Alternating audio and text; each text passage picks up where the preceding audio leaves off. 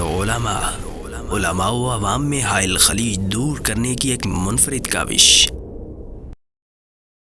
السلام علیکم ورحمۃ اللہ وبرکاتہ۔ مولا اللہ تعالیٰ کا نام ہے، نعم المولا و نعم النصیر، اللہ مولاکم لا مولا لہم۔ تو یہ مولا بخش کا معنی یہ ہے کہ یہ مولا نے بخشا ہے، اللہ نے دیا ہے، اللہ دیتا نام رکھا جاتا ہے، اللہ بخش نام رکھا جاتا ہے، اس میں کوئی حرج والی بات نہیں ہے۔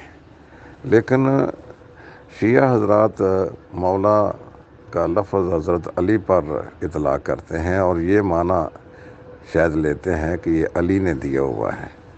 تو ہماری تو نیت یہ نہیں ہوتی ہے، یہ اللہ کا عطیہ ہے، اللہ کا بخشا ہوا ہے، اللہ کا دیا ہوا ہے، اس لیے مولا بخش نام رکھنے میں بظاہر کوئی قباحت معلوم نہیں ہوتی ہے۔ تو اللہ تعالیٰ کا عطیہ ہے، اللہ تعالیٰ کا بخشا ہوا ہے، اللہ کا دیا ہوا ہے۔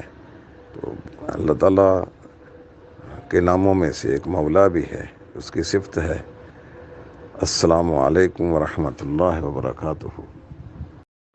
العلماء علماء و عوام میں حائل خلیج دور کرنے کی ایک منفرد کاوش۔